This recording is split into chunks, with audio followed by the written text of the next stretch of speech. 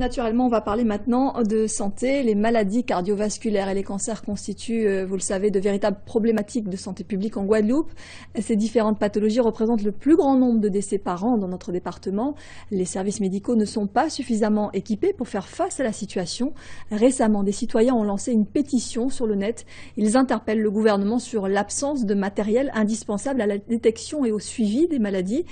Pour le dépistage des cancers, par exemple, il manque un TEP-scan. Cet appel citoyen, vous allez le voir, rencontre un franc succès. C'est un reportage signé Alex Robin et Paul Labéca. Un cancer détecté tardivement.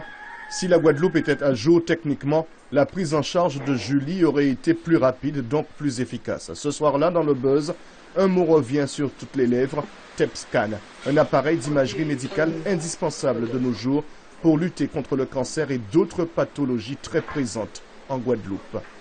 On sait aujourd'hui effectivement quelle amélioration il apporte à la prise en charge, aussi bien du diagnostic des maladies cardiovasculaires et des cancers, effectivement que du suivi également des pathologies. De l'émission est née l'idée d'une pétition, une action citoyenne qui mobilise un grand nombre de Guadeloupéens. Elle est destinée à sensibiliser les pouvoirs publics et plus largement l'opinion. L'opération Un TEP-scan pour la Guadeloupe aujourd'hui enregistre près de 5000 signatures. On n'a pas une personne, un voisin, une amie, un oncle, un frère qui n'a pas un problème de santé lié à une maladie cardiovasculaire. On connaît tous quelqu'un qui se bat contre le cancer. Donc évidemment que dans cette optique, cette mobilisation, pour moi, elle est la mobilisation de toute la Guadeloupe. Avec 616 décès en moyenne par an, le cancer constitue la deuxième cause de mortalité en Guadeloupe après les atteintes cardiovasculaires. Nous enregistrons par ailleurs 1500 nouveaux cas chaque année.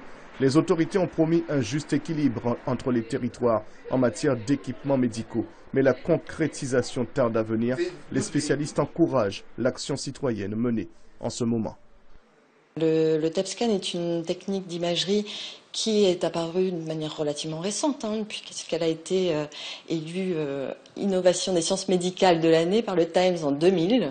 Donc, on n'est pas si loin que ça, mais qui a vu son importance s'asseoir au fil des études qui ont montré effectivement sa capacité tout à fait unique. Voici les images du cyclotron, élément indissociable du TEP-scan installé à La Réunion, seul département d'outre-mer équipé de cette technologie.